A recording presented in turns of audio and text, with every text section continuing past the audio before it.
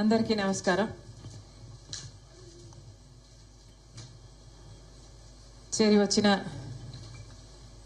ప్రతి ఒక్కరికి, రామకృష్ణ అన్నగారికి, బాబురావు గారికి, లక్ష్మణ్ రావు గారికి, విల్సన్ గారికి, వరప్రసాద్ గారికి, జాఫర్ గారు, పాస్వాన్ గారు, అబ్దుల్ మతీం గారు, ఇంకా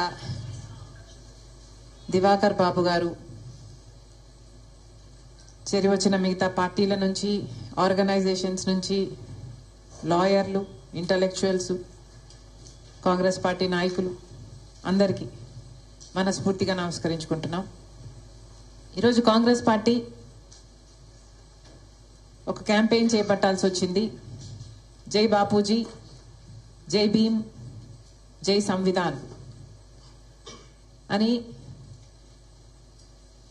ఈ క్యాంపెయిన్ చేపట్టే అవసరం వచ్చింది.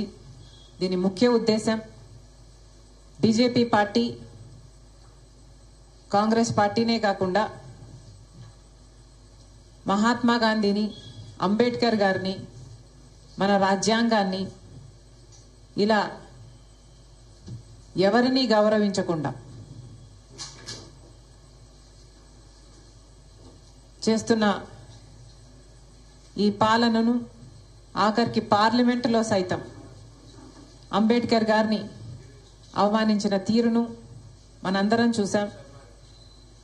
హోంమంత్రిగా ఉండి కూడా అమిత్ షా గారు అంబేద్కర్ అంబేద్కర్ అంబేద్కర్ అనడం ఒక ఫ్యాషన్ అయిపోయింది అన్నట్టు ఎగతాళిగా మాట్లాడడం జరిగింది. బీజేపీ నాయకులు, ఎంపీలు అందరూ నవ్వటం జరిగింది. మళ్ళీ చెప్తున్నా, నిజమే, అంబేద్కర్ అనడం ఒక ఫ్యాషన్ కాదు. ఎందుకంటే అంబేద్కర్ ఒక లెజెండ్.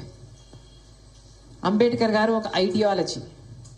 ఇది బీజేపీకి అర్థం కాలేదు, ఎప్పటికీ అర్థం అవుతుందని మేము అనుకోవటం లేదు.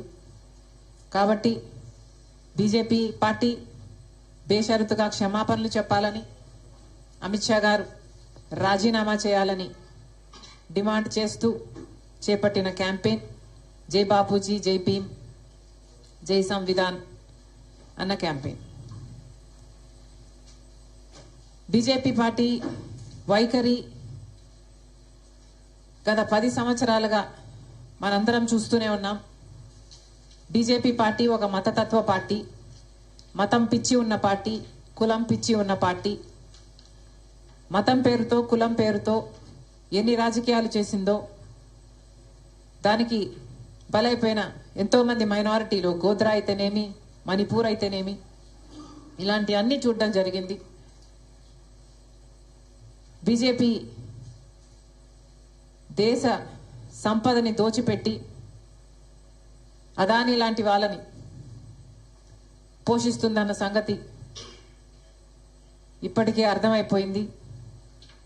అంతేకాదు, ప్రభుత్వ వ్యవస్థలను, ఆఖరికి అది ఈసీ అయినా, ఆర్బీఐ అయినా, స్టాక్ ఎక్స్చేంజ్ అయినా, ఈడీ అయినా, సిబిఐ అయినా, ఇన్కమ్ ట్యాక్స్ అయినా, ఇలా ప్రతి ప్రభుత్వ వ్యవస్థని కూడా తమ గుప్పిట్లో పెట్టుకొని స్వార్థ రాజకీయాల కోసం ఎలా వాడుకుంటున్నారో చూస్తున్నాం.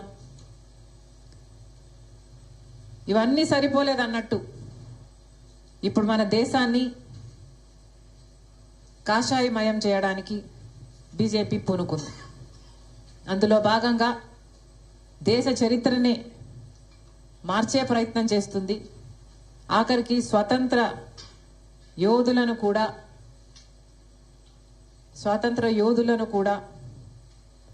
కుట్రతో దేశద్రోహులుగా పోర్ట్రే చేసే ప్రయత్నం చేస్తున్నారు. ఆ క్రమంలోనే ఆఖరికి మహాత్మా గాంధీ గారిని కూడా వదిలిపెట్టకుండా ప్రపంచమంతా ఫాదర్ ఆఫ్ ద నేషన్ అని మహాత్మా గాంధీ గారిని అంతగా గౌరవిస్తే, బీజేపీ పార్టీ మాత్రం మహాత్మా గాంధీ గారిని ఒక విలన్ గాను, గాంధీ గారిని చంపిన వాళ్ళని దేవుళ్ళగాను పరిగణించి వాళ్ళకు గుళ్ళు కడుతున్నారు.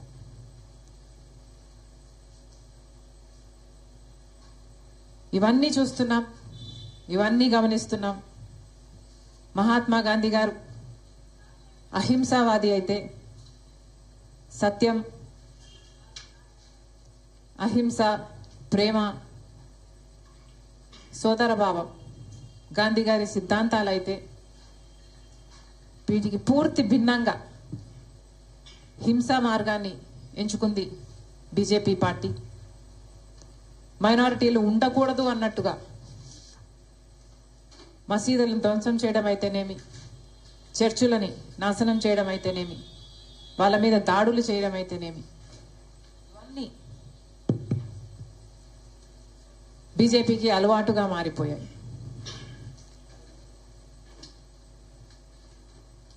మహాత్మా గాంధీ గారంటే గౌరవం లేదు, వారి సిద్ధాంతాలంటే విలువ లేదు. కేవలం మహాత్మా గాంధీ గారు కాంగ్రెస్ పార్టీ నాయకుడు కాబట్టి, ఆయన లెగసీ కాంగ్రెస్ పార్టీకి తాకకూడదు అన్న ఉద్దేశం, ఆ అడ్వాంటేజ్ కాంగ్రెస్ పార్టీకి రాకూడదు అన్న వికెడ్ ఇంటెన్షన్. అంబేద్కర్ గారిని కూడా వదిలిపెట్టలేదు. అంబేద్కర్ గారు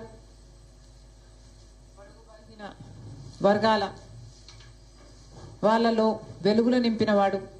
అంబేద్కర్ గారు ఈరోజు మన దేశంలో అన్టచబిలిటీ లేదు అంటే దానికి కారణం అంబేద్కర్ లాంటి గొప్ప నాయకులు. అంతేకాదు, మన రాజ్యాంగాన్ని రూపొందించిన వారు.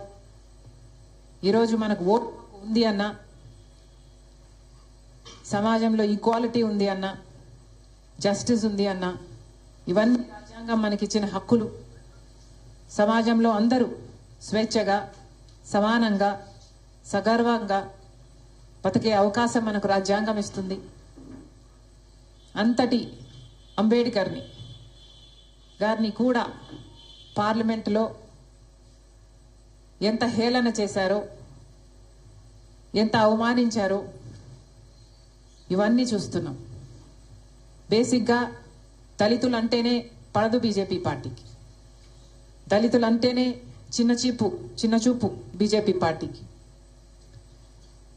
కులగణన చేయాలి అని కాంగ్రెస్ పార్టీ ఎప్పటి నుంచో అడుగుతుంది, డిమాండ్ చేస్తుంది.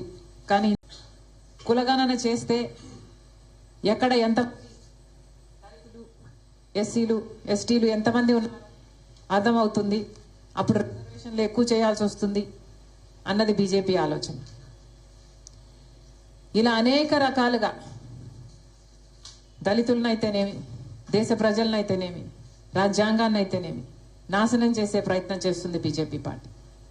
అందుకనే ఈరోజు కాంగ్రెస్ పార్టీ ఈ పోరాటాన్ని చేపట్టింది. విచిత్రం ఏమిటంటే, మన రాష్ట్రంలో బీజేపీ పార్టీ ఎక్కడో లేదు.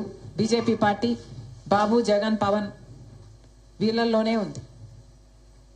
మన రాష్ట్రంలో ఎంతమంది ఎంపీలు ఉంటే అంతమంది బీజేపీ పార్టీకే మద్దతు ఇస్తున్నారు. అది తెలుగుదేశం కానివ్వండి, వైసీపీ కానివ్వండి, చంద్రబాబు గారైనా, జగన్మోహన్ రెడ్డి గారైనా, పవన్ కళ్యాణ్ గారైనా, వివిధ పార్టీల్లో ఉండి కూడా బీజేపీ ఇంత ఘోరంగా చేస్తున్నా కూడా ఈరోజు అదే పార్టీకి మద్దతు ఇస్తూ అదే బీజేపీ పార్టీకి గులాంగిరి చేస్తున్నారు. అందుకే ఈరోజు కాంగ్రెస్ పార్టీ మీ అందరి మద్దతు కూడా కూడగట్టుకొని ప్రెసిడెంట్ గారికి ఒక రెజల్యూషన్ పంపించి అమిత్ షా గారు రిజైన్ చేసేటట్టు, బీజేపీ పార్టీ క్షమాపణ చెప్పేటట్టు ఒక రెజల్యూషన్ కూడా ఈరోజు పాస్ చేయాలని నిర్ణయించి మీ అందరినీ ఆహ్వానించడం జరిగింది. మరొకసారి వచ్చిన ప్రతి ఒక్కరికి మనస్ఫూర్తిగా స్వాగతం, మనస్ఫూర్తిగా కృతజ్ఞతలు. Thank you. వాళ్ళకు గుళ్ళు కడుతున్నారు.